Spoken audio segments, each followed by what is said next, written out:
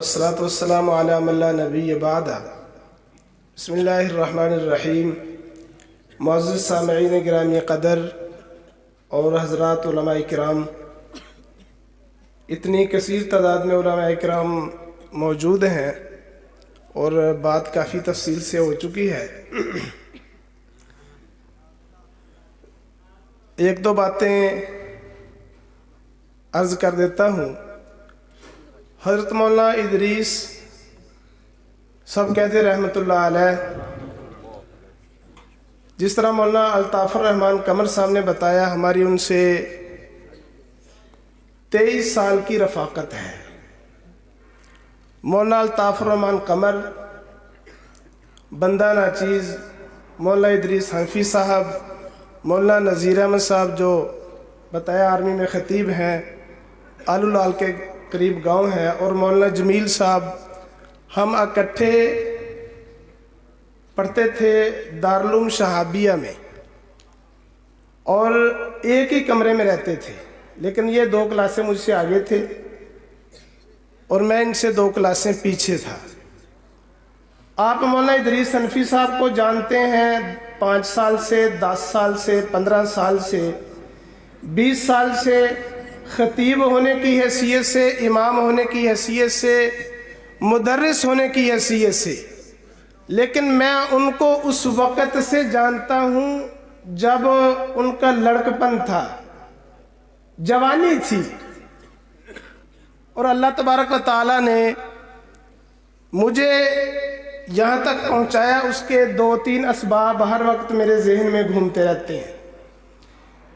ایک سبب تو گھر کا ماحول تھا، والد صاحب تبلیغ میں لگے ہوئے تھے، ان کا بہت پرانا سال لگا، سن 54 سے تبلیغ سے وابستہ تھے۔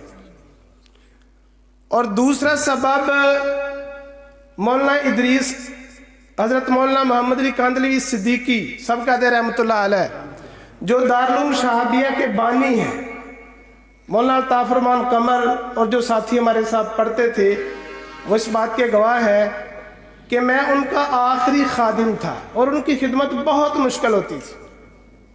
جو لڑکا حافظ قرآن ہوتا اس کی منزل سنتے بھی تہجد میں، ان کو سنانی بھی پڑتی، اور 2 دن کے بعد جو ہے نا وہ یا ادھر ادھر ہو جاتا، تو یہ اس کے بس کی بات نہیں تھی۔ اور آخری 14 مہینے ان کی خدمت کرنے کا اللہ رب العزت نے موقع دیا۔ تیسرا سبب، دارالعلوم شہابیہ کا جو ماحول ہے، مولانا عبد المتین صاحب کے شہر میں کافی حضرات ایسے ہیں جو دارالعلوم شہابیہ میں پڑھتے تھے، لیکن اس وقت ان کے چہرے پر کوئی چیز نہیں ہے، ان کا لباس نہیں ہے۔ اور ہمارے ساتھ ایک دو ایسے علماء ہیں، مولانا افتخار اللہ صاحب، افتخار صاحب ان کے بھائی تھے، کیا نام ہے جی آپ کا؟ ان کے بھائی افتخار طفیل، وہ الحمدللہ ہمارے ساتھ پڑھتے تھے، لیکن زیادہ تعداد میں ایسے تحصیل شکرگڑھ سے، ضلع ناروال سے، ظفروال سے کثیر تعداد میں ایسے طلباء تھے جو کہ نہیں پڑھ سکے، اور اس کی مختلف وجوہات تھیں۔ ہم مولانا ادریس حنفی اس وقت بھی یہ جوان تھے، لیکن اللہ رب العزت نے ان کو جوانی کے اندر عبادت، تہجد، نماز کی پابندی، شلوار ٹخنوں سے اوپر، قمیض لمبی، اور گویا کہ بالکل جس طرح مولانا یاسر فرماتے ہیں غر کریم، اس کی ایک عملی تصویر تھی۔ میٹرک کا امتحان تھا، یہ 95 کی بات ہے، سن 95 کی۔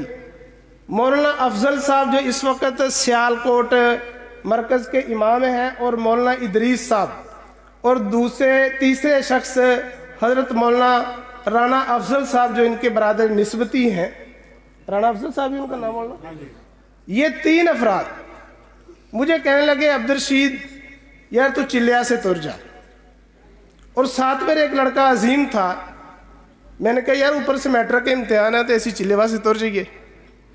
خیر یہ کہنے لگے چلو ایسا کرو شب جمعہ تو چل لیں۔ ہم ان کے کہنے پہ شب جمعہ پہ چلیں گے۔ शब जुमा पे गए, अल्लाह रब्बुल इज़्ज़त ने जहन बना दिया, मैट्रिक का दाखिला हमने भेजा हुआ है और इनके कहने पर हम चिल्ले के लिए चले गए। और हमारे जो टीचर थे वो हमसे नाराज़ हो गए कि जी तुसी चिल्ले वास्ते चले उधर मैट्रिक का दाखिला भेजा तुसी। इन्होंने हमारा जहन ये बनाया कि तुम अल्लाह के रास्ते में जाओगे, अल्लाह तुम्हें पास कर देगा। और उसी जहन से हम चिल्ले में गए और वापस आकर मैट्रिक का इम्तिहान दिया और अल्हम्दुलिल्लाह अच्छे नंबरों से हमने मैट्रिक पास किया। ये पहला चिल्ला था और उस वक्त लाहौर का इज्तिमा था, वहाँ मौलाना तारक जमील साहब का बयान सुना और हमारे जहन में पहले ये हमने फैसला किया लड़कों ने कि मैट्रिक के बाद हम कॉलेज में दाखिला ले लेंगे, जिस तरह के और लड़कों बेशुमार लड़कों ने ऐसा किया। लेकिन हमने उस तसलसल को बाकी रखा। उसके पीछे मौलाना इदरीस और मौलाना अफजल साहब जो रायविंड मरकज़ के इमाम हैं, इन दो शख्सों की मेहनत थी। और आज अब्दुल रशीद, लोग मुफ्ती अब्दुल रशीद कह रहे हैं तो ये मौलाना इदरीस साहब की वजह से है। अल्लाह रब्बुल इज़्ज़त उनकी औलाद को उनके लिए सदका जारिया बनाए। हम एक अच्छे आलिम दीन से महरूम हो गए, बच्चे एक अच्छे बेहतरीन बाप से महरूम हो गए और उनकी बेवा एक अच्छे खामद से महरूम हो गई। वो कमी तो पूरी नहीं हो सकती, लेकिन एक आपसे मैं दो तीन चीज़ें जो उनके साथ इतनी लंबी रफ़ाकत थी और उन्होंने उस तसलसल को जारी रखा, अकायद के एतबार से, तौहीद और रिसालत के एतबार से जो उन्होंने मेहनत की। एक दिन मुझे एक साथी ने कहने लगा, जी मौलाना इदरीस साहब जो है ना आपके साथी हैं, तो वो जामिया सिद्दीकिया से फाजिल है। हजरत मुझे कहने लगा एक साथी को, वो जामिया सिद्दीकिया से फाजिल हैं और साथ वो हयातुन नबी के अकीदे पर मेहनत भी कर रहे हैं। अगली बात में जो करूँगा ना जी, जो समझ जाएं उनके लिए भी काफ़ी है, जो ना समझें उनके लिए भी काफ़ी है। तो फ़ोन किया मौलाना इदरीस साहब को, मैंने कहा जी हम उनको डायरेक्ट फ़ोन पे पूछ लेते हैं। मुझे तो पता था ना, सारा दोस्त थे हमारे, और मैंने उनके एहतराम में, वो अक्सर मुझे ये कह लिया करते थे यार अब्दुल रशीद, यार अब्दुल रशीद। लेकिन साथी होने के बावजूद मस्जिद में खड़ा हूँ, मुझे याद नहीं है कि मैं उनको एक दफ़ा मैंने कहा हो यार इदरीस। मैं उनके एहतराम के साथ बुलाता था और जिसको उसके क्लास फेलो, हम मकतब साथी मदरसे के अंदर एहतराम के साथ बुलाएं, उलमा जानते हैं कि वो किस मकाम तक पहुंचा होता है। खैर मैंने फ़ोन किया, मैं कहा हज़रत मेरे नाल एक साथी खड़ा है, वो कहता है जी जामिया सिद्दीकिया तो मौलाना फारग ने ते ये अकीदा हयातुन नबी ते मेहनत कर रहे ने, ते यदि कोई मुख्तसर कोई जवाब दो। उन्होंने कहा युखरिजुल हय्य मिनल मय्यत व युखरिजुल मय्यत मिनल हय्य। इस वास्ते उन्होंने अकीदा भावें वो जामिया सिद्दीकिया तो भी फारग से, लेकिन अपना अकीदा नहीं छड़िया। एक तो इस पर एक शेर सुना दूं, एक मिनट आगे ज्यादा लग जाएगा।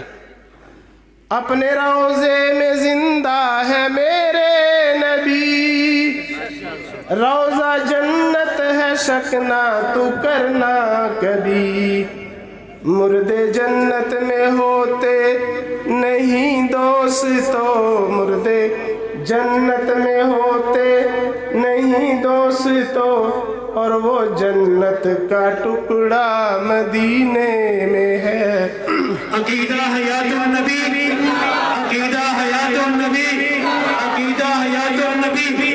न मैं का जिक्र न पीने की बात करते हैं, हम अहले दिल हैं, मदीने की बात करते हैं। मुर्तदिल हैं, मुर्तदिल हैं, मुर्तदिल हैं, जो कायल नहीं हयाते नबी के, हम जिंदा दिल हैं, जीने की बात करते हैं। आखिरी एक बात करके इजाज़त चाहूँगा। जमीयत उलमा इस्लाम में उनकी मेहनत कुर्बानियाँ सारे साथियों पर आया है।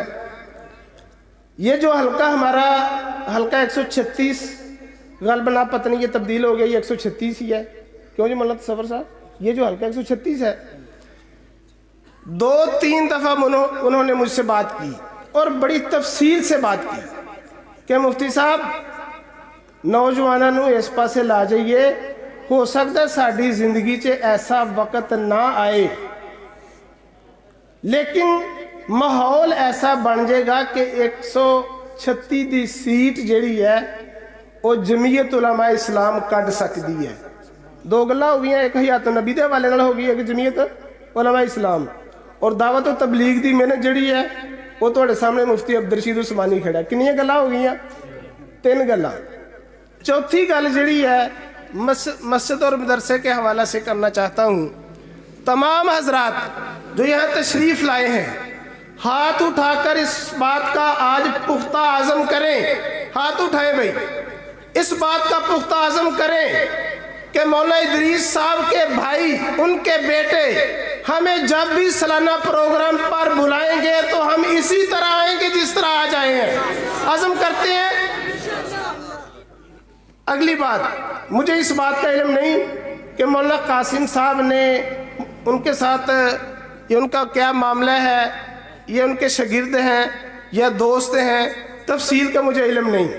لیکن یہاں پر ایک دن میں بیٹھا ہوا تھا, ان کے یہاں کتب خانہ قریب مولانا نصر اللہ رانجھا صاحب یہ چائے کا انتظام کر رہے تھے, ماشاءاللہ بڑے خادم علماء کے. تو ضمناً ان کا ذکر آ گیا مولانا قاسم صاحب کا. انہوں نے ان کے بارے میں جو الفاظ کہے تو میں نے جب اشتہار میں ان کا ساتھ نام دیکھا نا, تو وہ جو الفاظ انہوں نے ان کے بارے میں تحسینی کلمات کہے وہ کافی لمبے تھے, 5-6 منٹ اس میں لگیں گے. بہرحال وہ ساری جو ریل تھی میرے ذہن میں گھوم گئی اور میں نے یہ سمجھا کہ یہ جو نام ان کے بھائیوں کے ساتھ مولانا قاسم صاحب کا آیا ہے تو اسی وجہ سے آیا ہے جو انہوں نے مجھ سے اس بات کا اظہار کیا تھا. اللہ رب العزت عمل کرنے کی توفیق عطا فرمائے اور حضرت مولانا ادریس رحمۃ اللہ علیہ ان کے درجات بلند فرمائے. وآخر دعوانا الحمدللہ رب العالمین.